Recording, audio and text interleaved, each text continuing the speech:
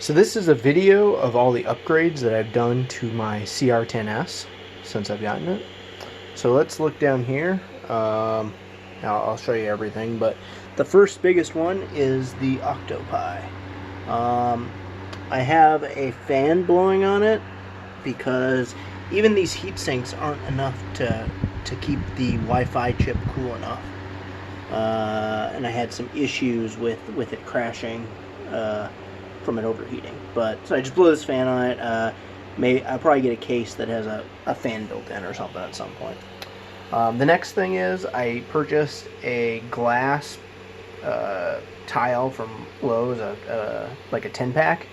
So I put that down. I've also taped it on the edge because what I was seeing is these clips were actually causing some deflection in the bed. And this has been a big improvement for the leveling. The next upgrade is a Fang. So this one is the Viper Fang. I might change it out. I mean, it works really well. You can see it's got the high clearance Fang on it. The problem with all the Fangs is the, let's see if we can do this, is the screw holes here.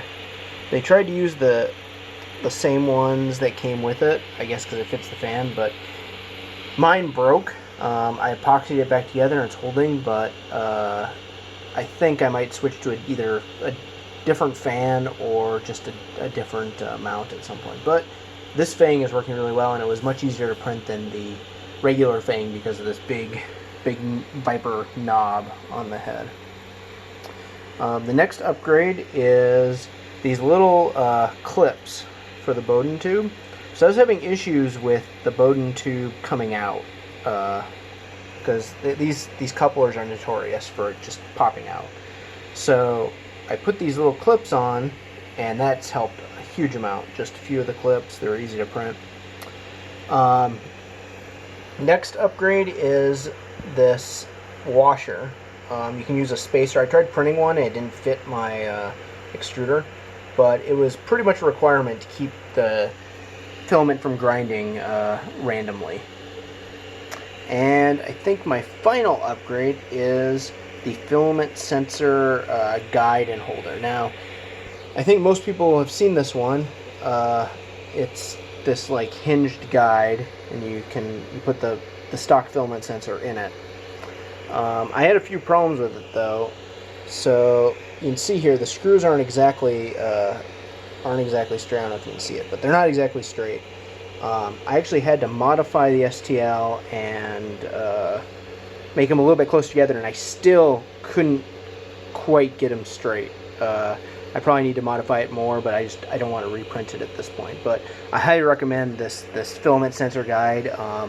It hasn't saved me yet. My filament's really never broken or run out since I put that in, but it did happen earlier where if I'd had the filament sensor, it would have worked. Oh, one last thing. I installed a dampener here.